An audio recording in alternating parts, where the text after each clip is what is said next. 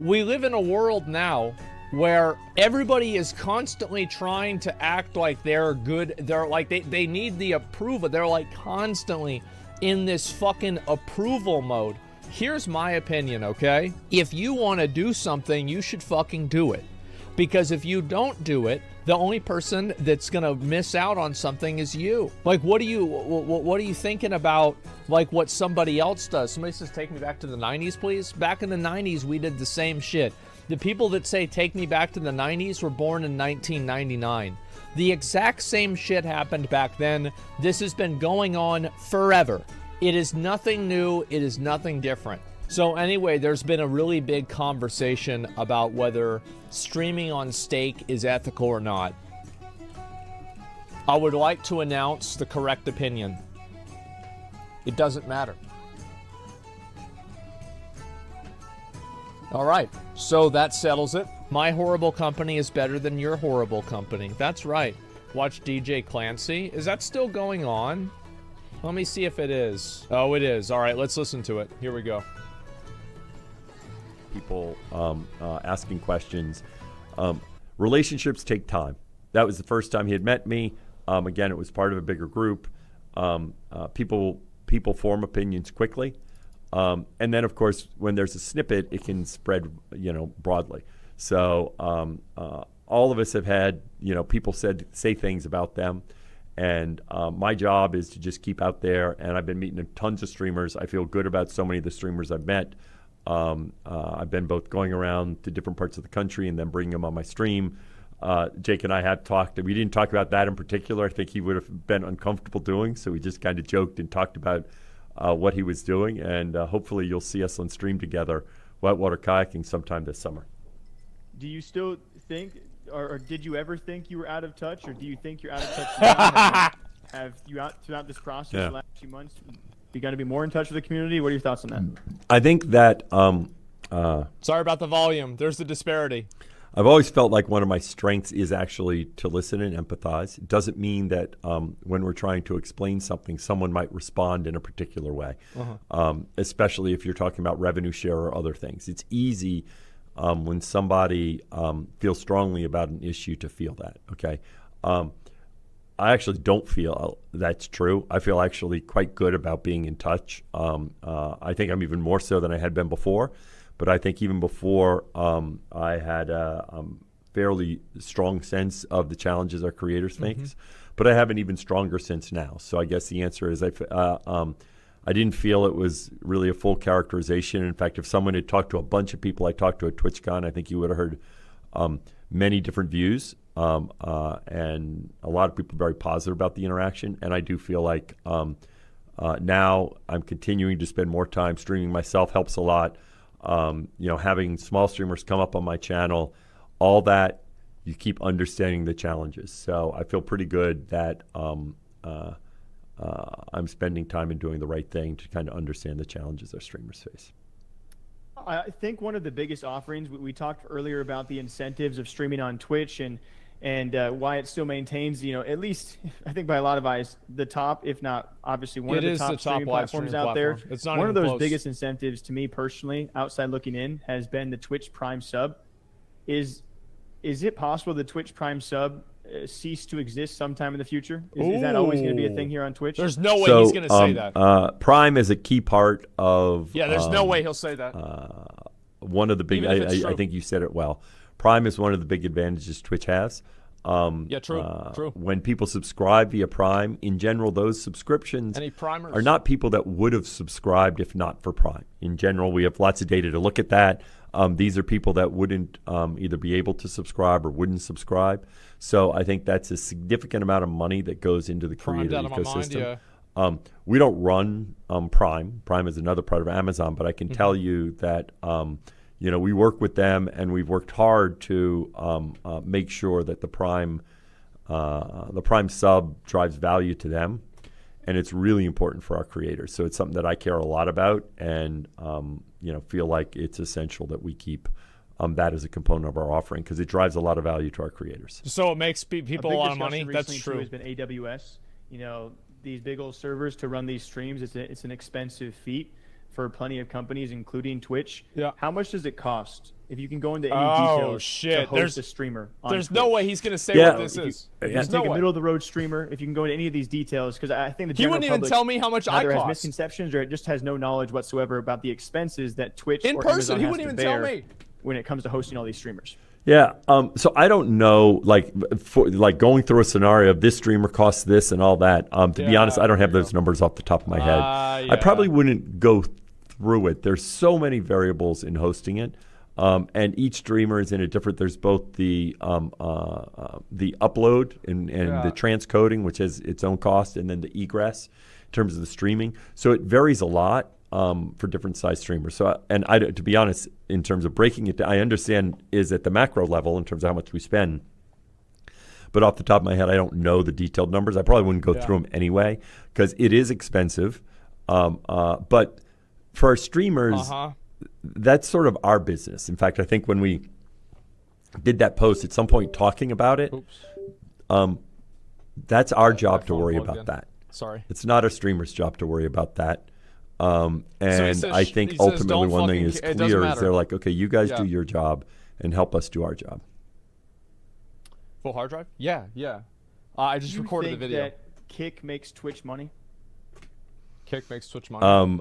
Meaning Does Kick make? in That's which a good way? question. I think people relate that to AWS. Oh, okay. So does it make? First of all, it's part of AWS. So the simple answer is it doesn't make Twitch money because AWS is not part of Twitch. Well, there it is. For those that don't understand, our Who the what fuck we call thought that? IVS, Internet Video Service, is a service of AWS. It was built off of Twitch, and Kick is using them right now. Okay, I mean, she just this was said very so. It doesn't matter. knowledgeable. AWS does this. They generalize things and lets other people use them, and we're very aware that this could happen, and we're fine with that because ultimately that is the best way to compete, and that's how AWS works in all lines of business. Let's run it back, Dan. Let's have a fun one, all right? You've been with Twitch, I think maybe a lot longer than people actually would think with just the CEO role. So you've been around the space for several years now. In your own personal opinion, and I know you can't stretch it back to maybe Justin TV, right? But from what you know, public knowledge-wise, what do you think has been the biggest streaming achievement on Twitch? Oh, wow. Drake wow. and Ninja. Drake and Ninja, 100%. It's not even close. You know it. Come on, bro. So if I have by biggest streaming achievement, I know it's a broad question. Yeah. So so there are many different ways that you can answer that. I would okay. also accept so that Spanish I'm not event. going to pick The any 3 million achievement, any viewers one Spanish event. achievement from our streamers because I can't pick one streamer and one of their achievements. Ebi. That's just not fair for me. Ebi is equivalent. My kids when they were growing up, they always joke around to try and figure out which one of them I love more, right? And they would always try to game me to jokingly say, well, really, my son would say, really, you love me more than, and I was like, no, I never fell for that one, okay? So I'm not going to pick, but I will say in terms of an achievement for the platform, okay? I think the gift subs was a huge achievement and was a meaningful shift because I think gift subs, That's of course, true. a big part of Twitch's he's completely copping out. is No, patronage. Yeah, he's totally right? copping out. And the viewers want to And he's support making the right decision. But He the should gift cop out subs for just this. work because it's not just about patronizing and supporting the streamer, but you're should. giving to the community. And that was a huge invention in that if you look at Twitch today and how much gift subs drives the economy of Twitch, I think it was hugely impactful. I think that was a pretty solid answer. I want to open it up, though, because I know there's other people maybe watch partying. I know we got emote only, but other streams are watching, too. I wanted to open up to the public Jake. of what do you guys think is the single biggest streamer achievement Love to hear that. ever on Twitch? I'll rattle off, and maybe I'm naive. I don't go all the way back to Justin TV days, but just top of mind right now, and I'm sure I'm missing some things, but you think about the big subathons. Yeah. You Yep. think about Ludwig's. You think about Kai's. think I about think about Kai's. Ninja's Yep. peak throughout Fortnite. At least for me, I think Ninja has to probably I think, well, take number part one. of Ninja it, and part of Drake. it, the tricky thing is whenever you talk about these things, is all of it's in context. I think your point about Ninja being number one is part of it is it was still so The Johnny Depp Amber Heard that's when it case. kind of exploded. Where Yeah. Twitch, if you went Yeah, before see, that, okay, nobody Well, like step- Twitch. What the heck is Twitch, right? and it transformed to now, Twitch is, sticky commonplace. You want to think, you asked me about becoming CEO. I know I'm going to diverge for a second here, but jokingly, my kids really enjoyed it when I became CEO because then they didn't have to explain what my job was. Because they would say to their friends, "What does your dad do?" And they go, "Oh, he's president of Twitch." And they go, "Huh? What?" and then my son would say, "He's CEO of Twitch." And now his friends were like, "Oh man, cool!" Like so, my son jumped up in cool factor because it's so commonplace now. So it's interesting. I think Kai's is neat because of course, in terms of diversity and in terms of having a person of color that's reaching such a huge goal. I think that's exciting.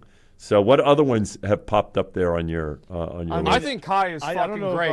Kai actually tries to entertain people. I think people said like Booga with the Fortnite World Cup, but that kind of coincides. He's got some stupid shit going on all the time. Booga was a little after Fortnite. It was a little after. I mean, it was kind of amazing that in fact Booga did it. Was shortly.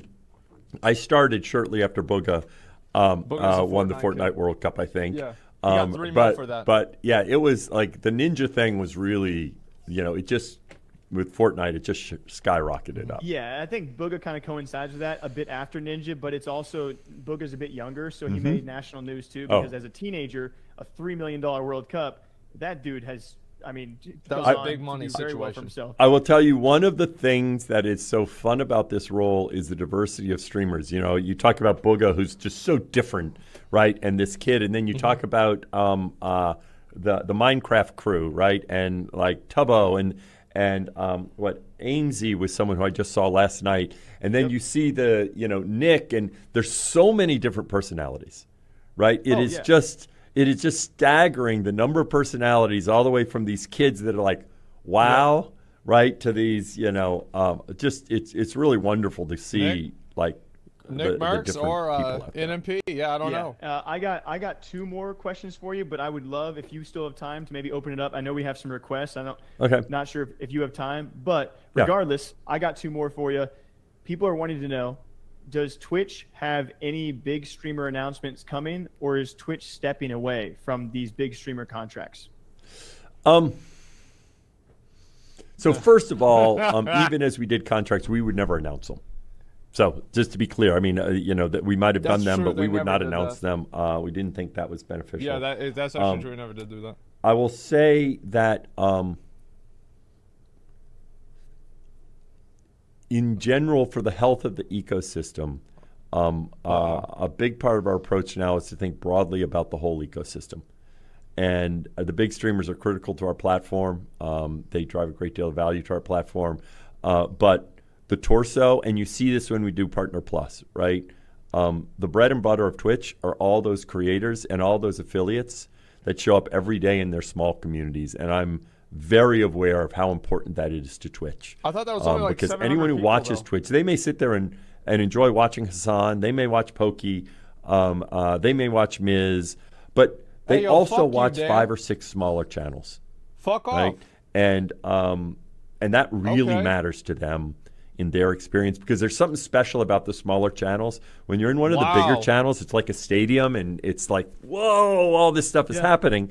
But then you're in a smaller channel, and that's where the community happens, because you see this person, the phrase I use, and I'm going to date myself a little here. Some people remember this. There's a TV show, Cheers, which probably most people know of that, but there's a phrase from the comedy Cheers, a bar where everybody knows your name. And that was a phrase that was talking about where you go into this bar and everyone knows your name. Yeah. And part of what all these small communities are is someone might be a member of 5 or 6 or 7 communities, and you go in and you haven't been there for a little while, right? And they say, DJ Clancy, where you been? Right? The streamer celebrates you. There's something about walking into a room and feeling like you're in that bar where everybody knows your name. Right. And it's not just one bar. I think we as humans, that's what we yearn for, right? Is this sense of belonging. Getting noticed and in chat. That doesn't happen just on it happens on all the channels. So I think it's critical for us to be thinking about all these big, small, and medium creators. I like the way that you are media trained, but I still like the answer you gave me. So I'll take that. Yeah. My last one for you. And it's not training; it just comes natural. Oh, okay. All right. Here we go. Last one for you. We've seen rumors as of now. The CDL might be transitioning for a deal to YouTube. I know these broadcast rights have been back and forth for many years now. We've seen rumors that maybe Kick wants to get some esports rights or broadcast rights. Are esports still a priority here on Twitch? Yeah, that's another one of these spaces where, yes, esports are a priority. Esports is an important part of how Twitch grew. Obviously, lots of people enjoy esports a lot, whether it's on Twitch or other platforms. My son is a big Overwatch player, and so he's always feeling bad because he likes watching Overwatch League. Gotta get that I'm kid going to to watch watch Overwatch Valorant. League on YouTube. And part of it is I do think we went through a period where you got into bidding wars, and it wasn't good for the esports ecosystem or for us. Because the reality was you created these artificial bidding wars that wasn't profitable for the esports publishers, companies, or us. Esports are very important to us.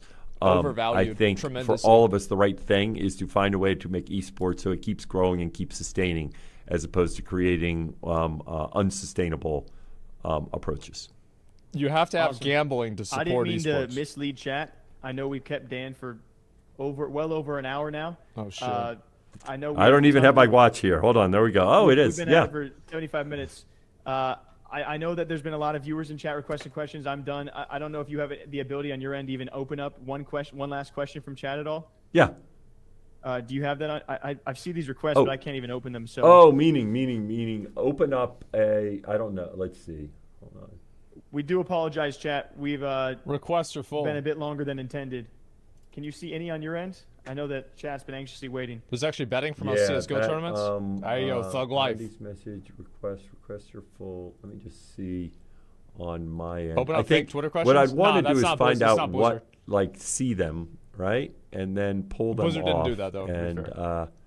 And I'm not sure about pulling them off right now and how to do that. And, in terms of, let me just try one thing here.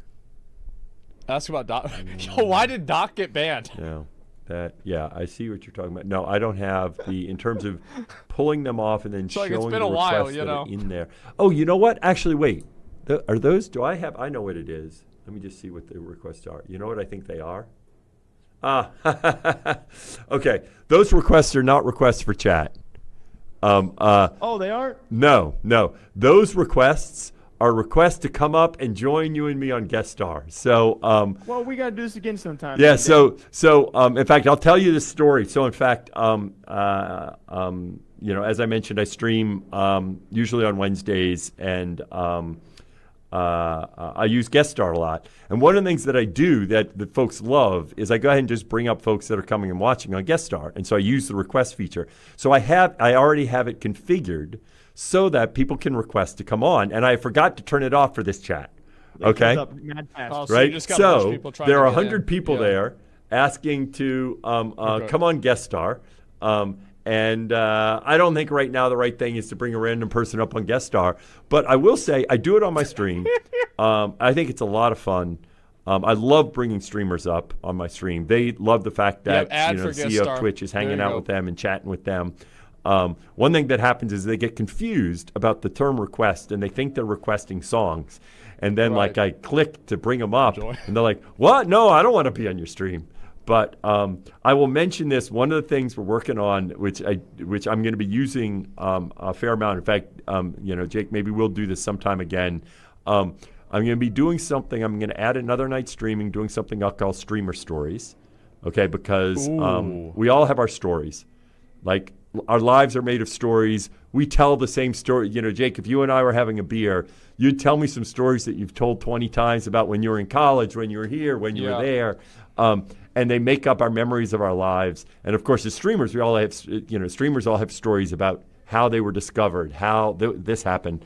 And so I'm going to be using Guest Star. And one of the features we're launching soon, which makes it easy for two people to be streaming at the same time. So you can be streaming, I can be streaming, and then we're both on Guest Star together.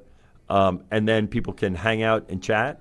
And I'm going to be doing that by bringing streamers, small streamers, and just chatting about their stories. So, Jake, at some point it'd be fun to have me interview you about your story. I'm in, man. That sounds fun. And Yeah. I can't thank you enough. Chat, we'll have to do this again sometime for all your follow-up questions. I know you guys had a lot throughout this entire discussion. Dan, I can't thank you enough. Over an hour, and certainly a lot of questions asked your way, but it's going to be fun to follow up in the future. And nothing but the best of luck with your role and, of course, with Twitch in this ongoing maddening time. It's a crazy time out in the streaming, It's a crazy time. world. So I appreciate you taking the time to do this. Well, Jake, thanks for reaching out to do this. I really had a lot of fun. Don't know if you're still going to TwitchCon, but if you do, I'm gonna see if there's any good ping clips me. of this. And by the way, where do you live, Jake? Do people know that? What town? I'm right here in Vegas, baby. You're in Vegas. You live in Vegas. Might be able to make it out for that Friday. We'll see. All right. Well, then hopefully I'll run into you sometime when I'm down there. Because we're gonna mute real quick, and that's just them talking. I'm gonna just look at a few of these little clips. So we pulled back. We eliminated exclusivity because we thought that was the right thing for our streamers. And then we further, when we talked about the simulcasting provision that had always been there, we were explicit about TikTok and Instagram and other mobile platforms that it wasn't a problem. I think it's one of these things that I think we always need to look at it to see in the end what's the right thing for the community. I do think there's a lot of value in having people focus on their community on Twitch. Right? A big part of that is the fact that the streamers controlling chat, focusing on their community. But this is one of those things that... Right, non-answer. Okay. Well, sorry, Emmett reached out and he...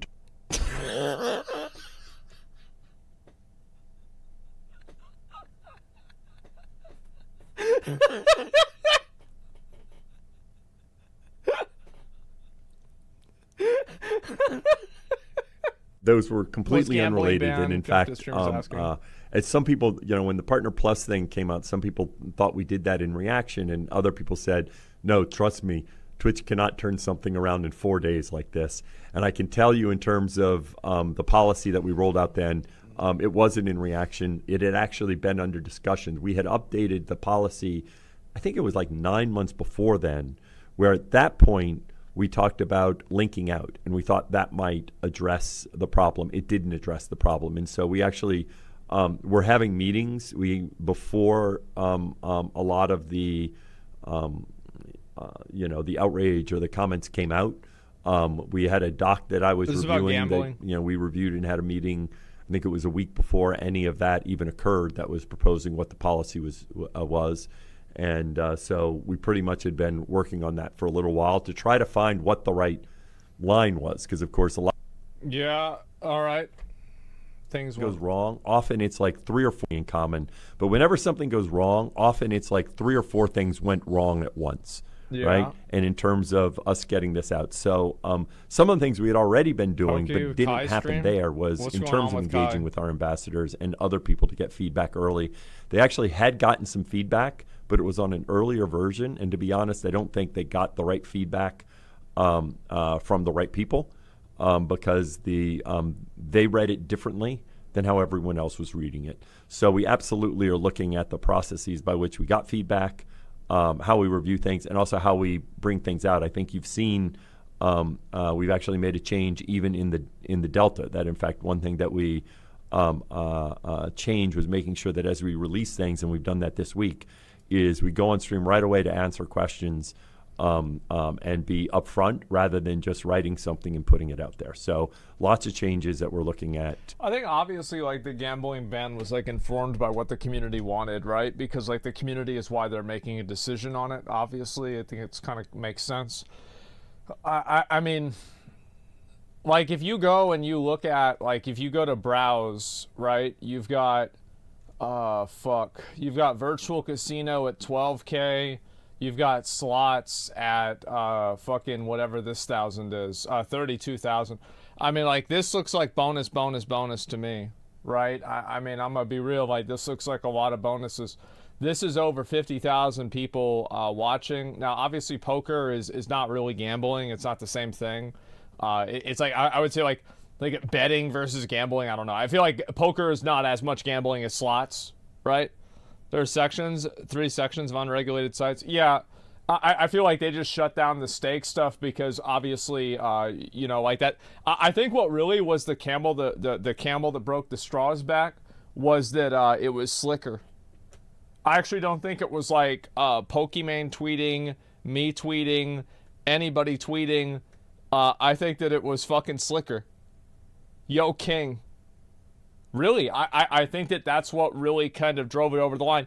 And the ironic thing about that is Slicker lost all that money on sports betting. He didn't lose it on slots. And sports betting is massive. I mean, you go and you look at, look at this. Bang, bang, bang. Is it instantaneous too? Bang. Is it instantaneous too? Bang. I don't know what the fuck that was. But anyway, so you got DraftKings here, right? DraftKings is live right now. It's got 60 viewers, not super great. But they've got a stream on Twitch, and this is just like my opinion, right? Unregulated gambling and gambling, I feel like it's not that big of a difference in my mind. Like, just personally, because like obviously both of them have to turn a profit. Both of them have to make money at a rate higher than they lose money. So based off of that, you have to assume that they are all effectively rigged. And you know that going into it. Legally, there's a difference. Ethically, the same. Yeah, I think it's ethically. It's the same. Only difference is that what the government has their hands in the pot. That's it. Exactly. And guess what? You have state fucking lotteries. Who gets that money? The goddamn state does. And you hear about the state lottery everywhere. It's like any time that there's a big, Powerball payout, everybody's talking about it. Unregulated has less consumer protection and probably not paying taxes. Well, I think it's the second part that the government cares about. But, yeah. I mean, honestly, I think this is kind of... Offering 95-5 splits for people to... This is about Kick versus Twitch, 95-5 splits. Here we go. Let's listen to it. Another platform like Kick offering 95-5 splits for people to come on over, and you've seen their business model. Do you think something like that is sustainable, given how Twitch already... I wouldn't say struggles, but Twitch is, it's a hard time to combat in this kind of market. Yeah, so, I want to be careful about commenting on one or another competitor in terms of their specific situation. I think you highlighted some things, and I think that's the sort of topic that is good for other people to talk on, because I do think, as I said, often on this idea that us talking about them or vice versa, I think our job is to focus on what we're doing and not to think through their particular situation. Does anybody know what he said? Basically, there's like a situation with so there's this other company, and it is basically, at the end of the day, right? I mean, you look at, there are two companies, and, one of them does things this way, the other one does them the other way. And at the end of the day, guys, it is what it is.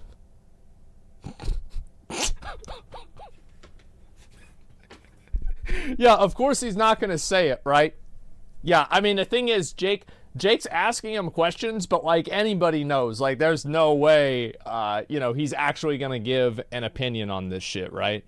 Of course not. He said, stay in your own lane, basically. Yeah, exactly. He's not going to make comments on it because, the thing is, if he goes and he says that, oh, well, it's subsidized by stake or something like that, then people are going to go and take that and run with it or whatever, and people are going to say, Twitch is subsidized by Amazon. There's no right answer to that. You know what I mean? Let's see here. Stakes regulated in Australia and Canada, but not being regulated in the USA is basically an excuse.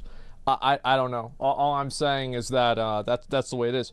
Twitch is doomed. Liberal hippie CEO. We need conservative leaders. Ain't that right, brother? Oh, I actually like Dan. I've talked to him a number of times. I think he's I think he's actually kind of on point with a lot of things. And I'll have to maybe bring him on my stream or go on his stream one of these days and talk to him about kind of where I think the website's going and shit like that.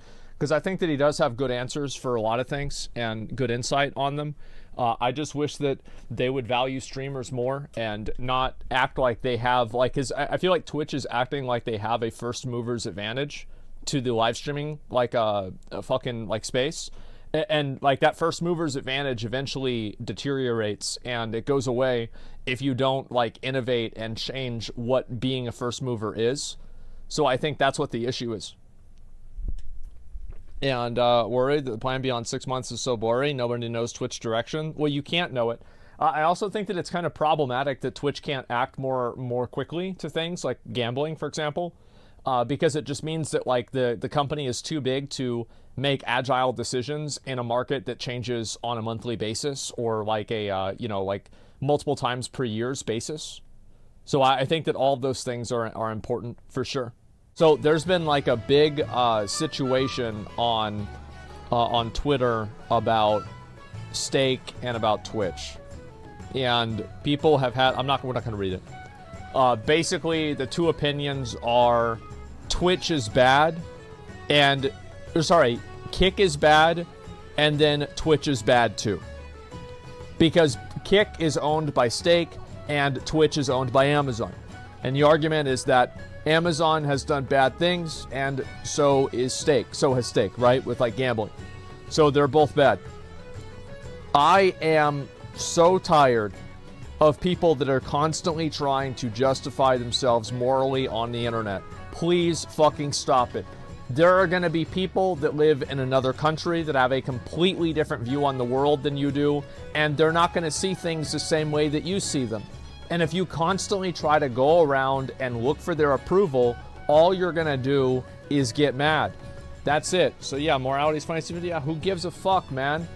Like, and the thing is also, like, if you're confident in what you're doing and you think that you're doing the right thing, you shouldn't need to go around all the time and defend yourself and try to play defense because people are trying to take what you say and turn it into something that you didn't say. Right? I mean, I feel like that's the way I see it.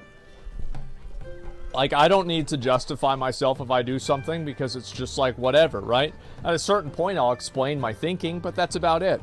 What if you're asked about it, don't respond? Well, you can talk about it, sure, but just don't be too, it's important to talk about things and you can express yourself and how you feel, but it's more important to make sure that you're not attached to the outcome of how people respond. Because there are going to be people that whenever they hear your reasoning for something, they're going to be disagreeing with that. You would defense yourself if you hear someone saying something with bad intent? Well, yeah, of course, right? And like you can set the record straight, but there's a lot of people that don't, that's not going to go anywhere. Moo Kitty was also fighting Pokey. Yeah, I know. People, bro, like, Snicker, should I just ban you, bro? You're just spamming about this like, bro, what the fuck, man? How old are you? How old are you, man? Like, what the fuck are you doing? What are you doing, man? You got a picture of Tom from Tom and Jerry? You 11 fucking years old? What are you doing typing this fucking drama bullshit in here? For like, what? 10 minutes? Jesus, bro, I'm not gonna ban you, but you need to fucking rethink your life. Jesus, man. Stop it. So fucking weird. Oh. XQC subs are moron? No. It's not about that. I mean, it's just probably like... I mean, the thing is, like, this is just what happens on Twitch, right? Is like, they go and they'll turn what somebody says... Like, they want to defend somebody like a streamer, right? Because, like, it's kind of obvious. Like, if you watch that Pokemon clip, it was kind of obvious that, like... I think a reasonable person with like just neutral intent going into that would assume that she was trying to throw shade at somebody. Now, obviously the problem is that anytime that you talk about one of these issues, everything that you do is contextualized in a 40-second clip that is cut with an intent. So, like, if I explain something and it takes 5 minutes, the odds are that somebody can take 40 seconds out of that 5 minutes and then misinterpret what I'm saying and draw a different conclusion. It happens all the time. So it's like I get why people are defensive about it. I get why people are upset at Pokey for doing that. But at the same time, how many fucking times have y'all seen me get clipped out of context saying something I didn't fucking say or I didn't mean, and I even go, oh, this is not what I mean right after that, but the clip ends before then, and then you don't get to see it. It happens a lot. So again, yeah, comedians get the worst of that. Sure, everyone starts ad hominems against you. Completely unrelated to the topic. People can talk about me, say whatever the fuck they want. It doesn't matter. Like, at the end of the day, like, it's annoying for me to read that stuff, but what am I gonna do? Like, am I gonna, like, turn off their Twitter? Like, I can't, I gotta ban them from Twitter? No, I can't do anything about it. It is what it is, right? People are gonna think whatever they want. I think they're fucking stupid, and I don't want them to be talking to me about it, but they're gonna say whatever they want. So, yeah. Just after XQC seconds later, it's definitely out of context. The internet's wrote it. Yeah, I mean, that's what it is. I agree. Media took everything Donald Trump said out of context. Well, that's not, I mean, we're not talking about Donald Trump, right? I'm just saying, like, in general, people want to hear controversy and they want to hear turmoil and they like that kind of stuff. That's why, for example, like that submarine shit was so popular, is because they want to hear about, you know, like some fucking bad shit happening, or like Shark Week or something like that. So the more that, you know, you can push that type of an agenda, the more popular it's going to be.